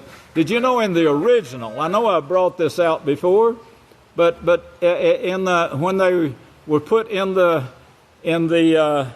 mobile tent, they never allowed the western light to go out. and there was miracles they showed that it was actually worked to keep the western light burning. Well, that's us. We are the western lamp. We are the two lamps. Well, here now, in chapter 5, in verse 9, he says he lifted up his eyes and he saw these two women, the last two arrows of the house of Yahweh. That's what they are. Sent with commandment. You see that back up to verse 5. It says, the Malach, the messenger, who was speaking with me, came forward and said to me, lift up your eyes now and understand that which is sent by commandment. You're sitting on it right here in the house. You're it. I was telling Zechariah at that time, Yahweh let him hear me telling him, yes. And Zechariah actually looked and saw the house of Yahweh. Yahweh showed it to him. You remember Eliah when he said he could see all these armies, but no one else could see them? So he asked Yahweh, allow Elisha to see what I'm seeing. And he showed him the Kohan. It says there are powerful beings. They're not doing the work. This is done by the Son of Man only. I'll make man in my image, and I'll give him authority to do this. That's how I know that.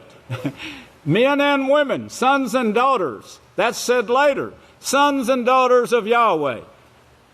So he's speaking, when he speaks of the whole house of Yahweh, he's speaking of just that. But the Koran said there's powerful beings that's closer to me than my jugular vein. Now, it means house of Yahweh, brethren. He not only says this is a place of protection. You have that protection right here. Not one of these is going to fail unless you fail. You run trying to save your life, you're going to fail. It's going to get pretty shaky from here on. They're showing us what they're going to do. Yahweh is showing us what they're going to do, what they're going to attempt to do. If you remember, they attempted it before, but it didn't come to pass, did it? You're still doing the work of Yahweh, right? Praise Yahweh. 2 women sent by commandment. The verse 5 shows you. Let me show you, he said. And understand, please understand this. That which is sent by commandment. I'm not here preaching because that's what I chose to do. I'm here preaching because Yahweh chose that I would do this. and prophesied before I was born that I would do this. And he would give it to me to do. That was all shown to you. You could go back and get these sermons anytime if you don't understand or don't remember them, but you need to get them. You're running out of time. Sent by commandment. The Spirit, now you know the Spirit is the law of Yahweh, Yochanan 6:63. The flesh is worthless without this Spirit of Yahweh's laws. This Spirit, not one of these are going to fail now.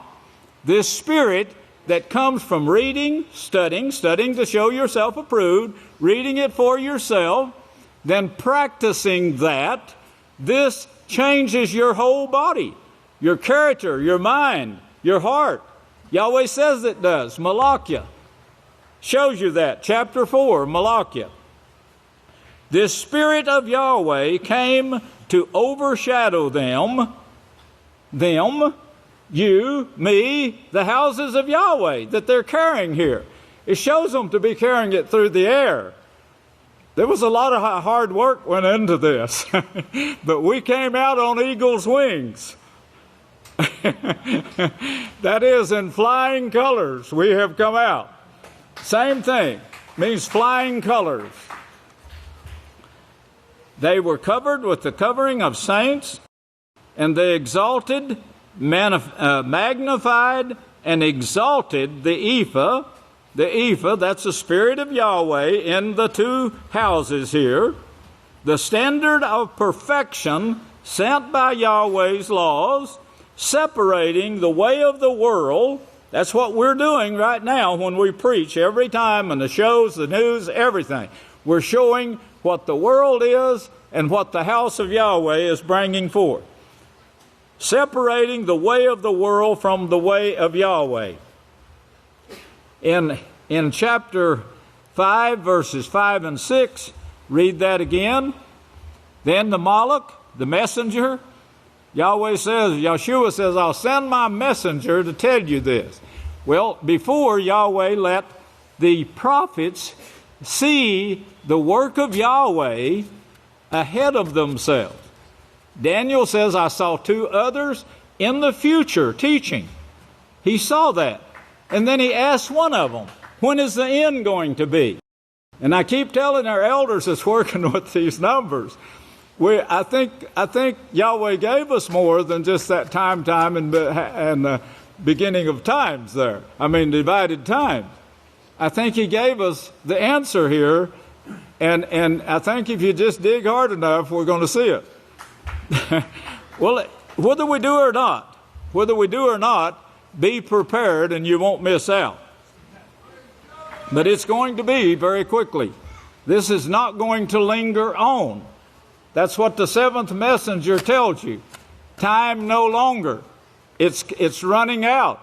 This is what the great Kohan, David Heimerman Hawkins, just brought out a few weeks ago.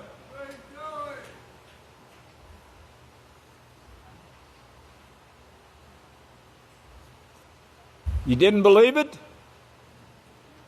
That's your problem. The fearful and the unbelieving will have their part in the lake of fire. I can tell you right now, you better believe it.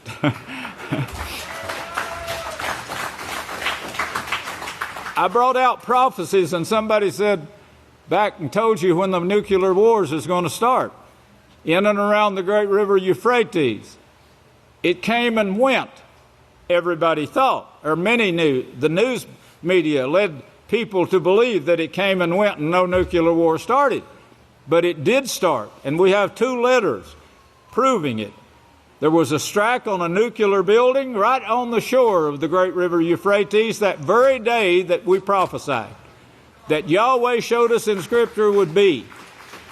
The next one was a general had a load of bombs headed that way, and he stopped it, and the headlines read, "General stops the nuclear war single-handedly."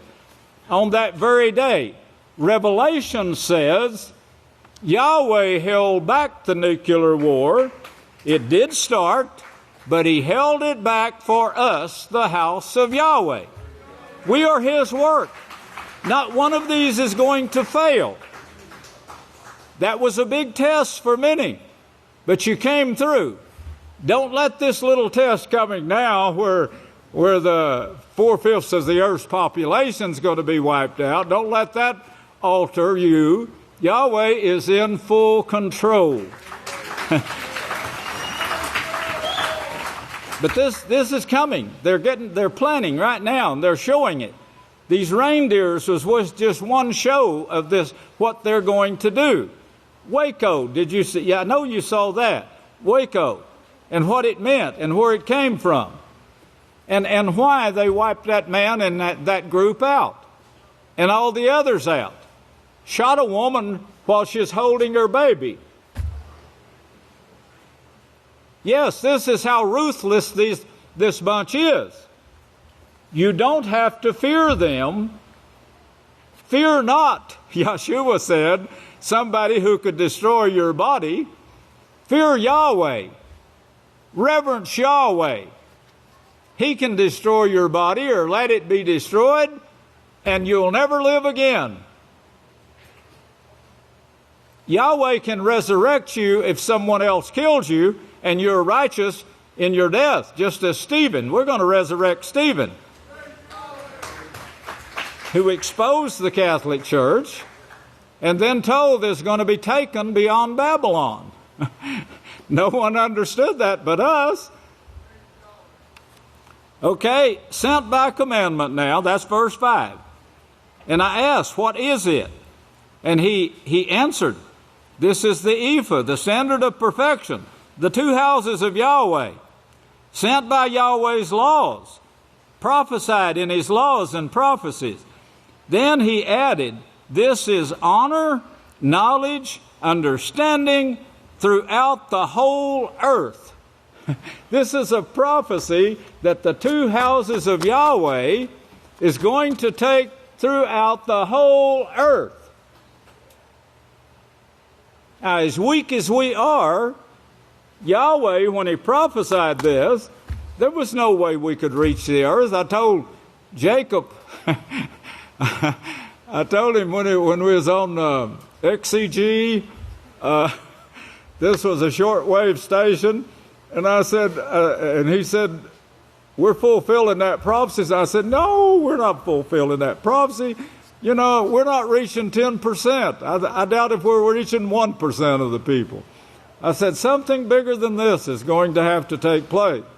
But I do remember us talking about that, and we were on XCG and then a station down at Eastland, and we got more out of the station at Eastland than we did on XCG. but there was some listeners. It came some from Germany that was actually converted. You never know where your bread's going to float to when you cast it out on the ocean. But when Jacob went, he and his families went to Israel. Joe with travel agency, if you want to check this out. Some people accuse me of lying, Joe with travel agency told me that she was the one that booked him and his whole group that he took with him to Israel, which was my brother Tex and his family, and a couple more members of the local group at Romney, But anyway, he went to Germany because he wanted to stop and see the people that were converted in Germany from our XCG radio station that we had that reached to Germany. Anyway, I don't know where those people are now. They may be here. I don't know. But anyway, that's how the work of Yahweh is going, these two. But now it's going throughout the whole earth. Every place that owns a computer, which is everybody's land, even Norway's land, they have this coming to them. And we're getting contacts from people all around the world too. That was told to me yesterday. The gematria for House of Yahweh. I don't know. This may have been brought out before. But the gematria for the house of Yahweh is number 1603. If you notice, there's a 613 there in that number. You see that? 1603. 1603 means to accomplish entirely. It means to fulfill. It comes from 1537 and 4137. The 1537, the gematria of it,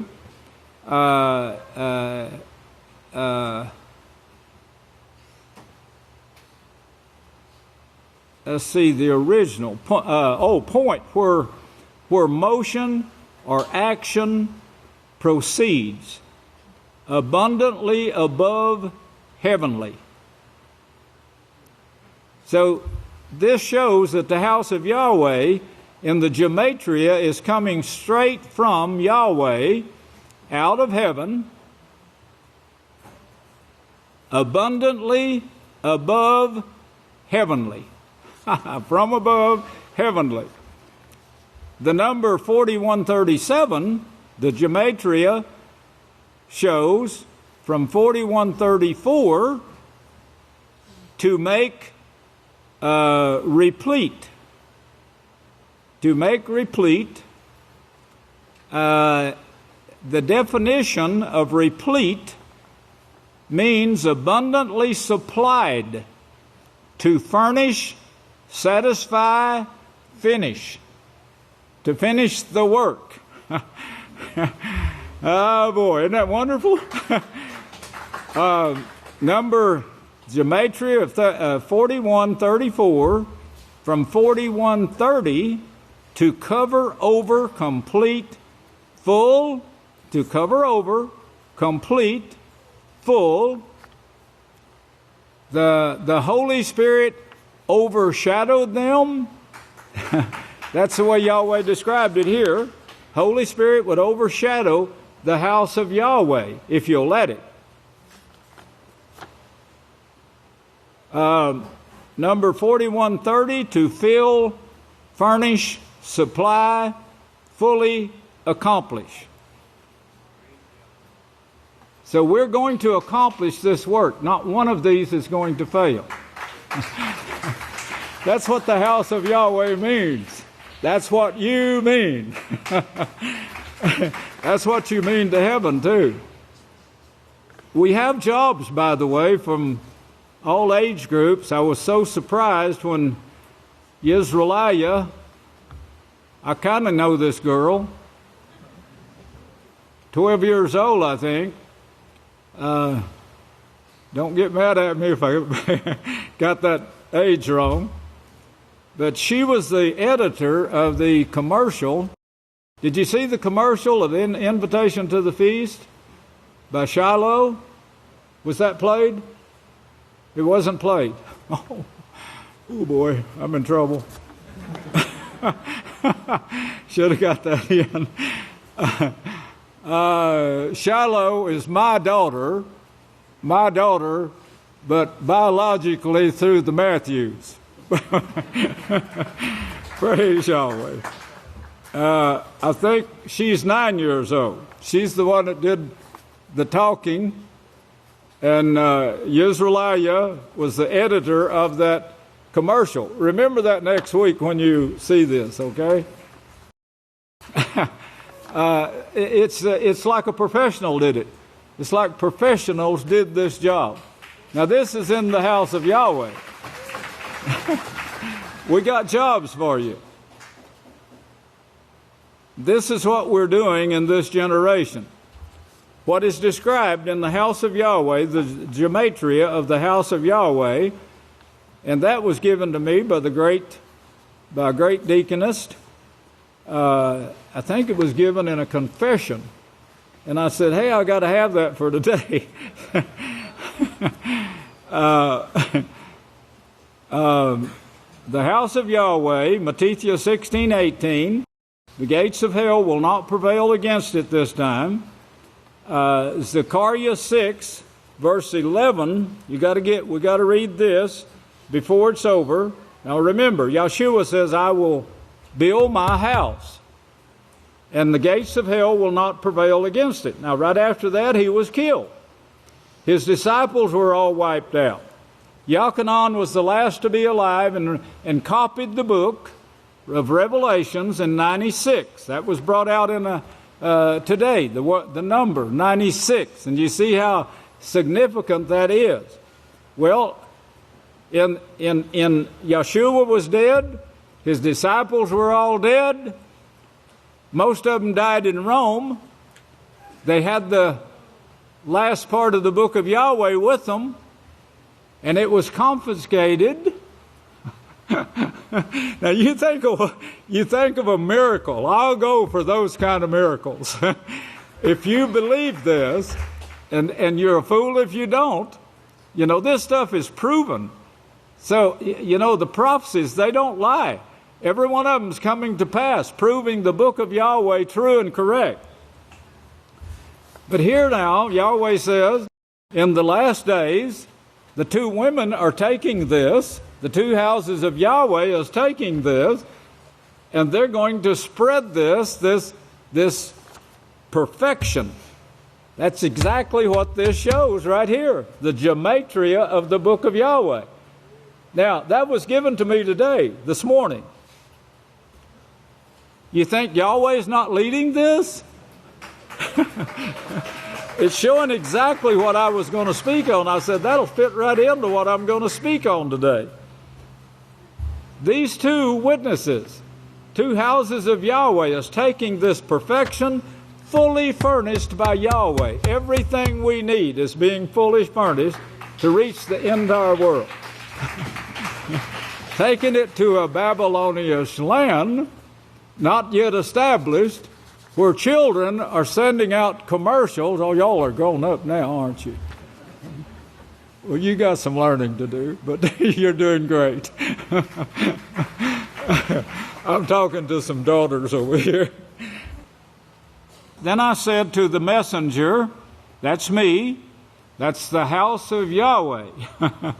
Speaking, that's what he saw, two houses of Yahweh. And he said to the messenger who was speaking with me, where are they, the two witnesses, the two lamps, the two olive branches, the two branches, that's over in chapter 4 now, the branches to chapter 4:12. Where are they going? Where are they going with the standard of perfection? This is the standard of perfection. The gematria plainly says it's fully furnished for you. The book of Yahweh. And I said, it's alive. This is alive. This is wonderful. You couldn't find anything more wonderful than this right here. I've grown to love it, so I caress it every time I pass it up. The two witnesses, where are they going with it? And he said to me, to build the house of Yahweh according to the standard of perfection. That's what this is right here. Standard of perfection according to the book of Yahweh. Not one of these will fail. According to the book of Yahweh. Sent by Yahweh's laws in a Babylonian land which does not yet exist. That was the land of America. That's the only one that didn't exist. Columbus, who died of syphilis, was one to register as the discoverer of the land. Alexander the Great, who sent him, died of syphilis too. No, it wasn't Alexander the Great, but it's his comrades that sent Columbus to try to get... They wasn't trying to do anything but get ownership of this land. But Yahweh saw to it that we would be able in this Babylonian land. You couldn't do it in any other place. If I'd have been born in Russia or Germany, I wouldn't have been able to. You couldn't do it. You understand, you couldn't do it today. We couldn't go there and establish a house of Yahweh today and do the work of Yahweh. The only place that we could do it is right here. This land, the Babylonian land, not yet established. Now that's Yahweh pulling all the strings to bring this about, to make it possible. Bring back the book of Yahweh. Reestablish his house in a Babylonian land where it could reach the entire world. Without a superpower guiding this thing, without a super mind, the great wisdom, think of the great wisdom that Yahweh has to put all of this in a book where we can see it and read it, and then bring it to pass right in front of our eyes. It would have to be a pretty stupid mind to stand up and say, well, I just don't believe that. Well, Yeshua said a fool. It's better to keep your mouth shut and nobody know it than to open your mouth and prove it. Keep that in mind the next time, okay? And it will be established at that time when the two witnesses are called out to do their work as the established place, the habitation of Yahweh. Deuteronomy says, seek the habitation of Yahweh. Yeshua called it the kingdom of Yahweh. Seek the kingdom of Yahweh first, and all these things are going to be added to you. Seek the kingdom of Yahweh and his righteousness. Deuteronomy said, seek the habitation. That means how? Seek the house of Yahweh, and there learn to rejoice in Yahweh, and he will cause you to ride upon the high places. Read along with that Isaiah 58. Habitation of Yahweh, the house of Yahweh. I didn't get near as far as I wanted to this today, but we got far enough. Yeah, Yahweh is guiding this every move that we make. And it all turned out just the way he wanted it to.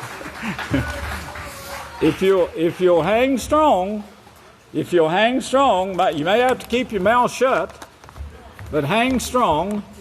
You know, I used to tell the workers when I'd pick them up of a morning, you know, that is 50-something years ago now, when I hauled 3 men to work, and we'd go out to the oil fields, and I'd tell the men on the way, look, the boss was kind of disappointed because we didn't get any more work done than we did yesterday.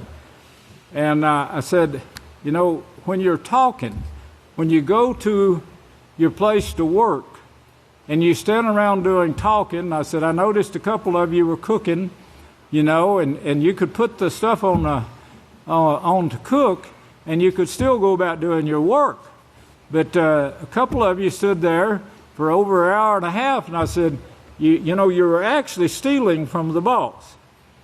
Now, I said, that's between you and him, but today, let's make it different. Let's make up for what we didn't do yesterday. Well, we got a lot of work done. In fact, when I quit that place, I was telling the crew I'm going to be quitting on a certain time, and one of them asked me, he said he's fixing to get him a car, and he said, what do they pay for you picking us up every morning and taking us to work? And I said, they don't pay me anything. And the guy said, well, I was going to take your place, but I'm not going to haul them free. I said, I did, and I took joy in hauling you, and I'm glad I met you. Well, that's the attitude about work that I've had. In college, when I was in college, I was so pleased to have a job cleaning the cafeteria and the bathrooms. I was also pleased to work in the press room. And I put in quite a few hours learning printing, which came in handy here on TNP Lane. Kohan Yehuda and I, we worked late hours. There's no way that we could have got the prophetic word out if we'd have went there and worked 8 hours. But we would work late of the night, and we'd lay down and we'd sleep for a while, and then, in fact, I had a trailer out behind, and I would go out there and sleep for a while, and then I'd come back and start to work again. And because the press room that now is the full turned over to the press room, it was the house of Yahweh at that time, with the one wing of it being a dark room where I developed the pictures and made the films, and then I'd take them out to David, and he would glue in little letters on the plates. I'd burn the plate for him and hand it to him, and he would glue in missing letters, because when you're printing in that fashion, we're way above that now, but this is an old-fashioned way, but it was brand new at that time, but it's old-fashioned now. But today, they don't even make plates, I don't think. I think they talk to this computer and tell him what it wants them to do or what they want it to do. It's not quite that advanced, but anyway, it's much faster and completer. But David and I would work, sometimes we'd work all night, but we would work till the job was done. And I wasn't, I was never in drudgery against the work. In fact, I took joy in doing it. I was joyful all the time that we were doing it, and so was David Berner. And we did this for years. And we would get the things printed, and then we would call for a crew to come and help us put it together, because our collator was, we laid them out on the table, and we all walked around the table getting one leaf at a time and putting the book together as we went around. Then we had the staple machine, which we'd use to staple it. Then we had a big old cutter. We had a folder, I believe, didn't we? Or did we fold them by hand? Had a folder, I think. And we would put these things together, and then I would run the cutter, and then they were passed on, I guess, to the ones to the mail room, right? You was part of that, wasn't you? Was you there at that time? Or no? Well, there's some of us. I remember Desi Demetro. She came in with her boys, two of her boys, Boaz and one other one, I think. And she told me who she was. She'd been on the mailing list a long time. And she told me who she was. And I said, Benaiah, was that you? And I gave them to and told you to put them to work. Benaiah was there, and I said, she introduced me, and I talked to her 3 minutes, her and her sons, and I said, Benaiah, take these people in there and put them to work. If they don't want to work, show them the road. And they all laughed at me, but and I laughed too. But that was the way I was, and I'm going to be that way in Yahweh's kingdom. So get used to me. We're going to do the work. We'll have time for pleasure, but we're going to do the work, and we're going to take joy in that work throughout all eternity. You're going to be there with me, okay? Now, Yahweh bless you, and I'll turn the services back to the next leader. I love you!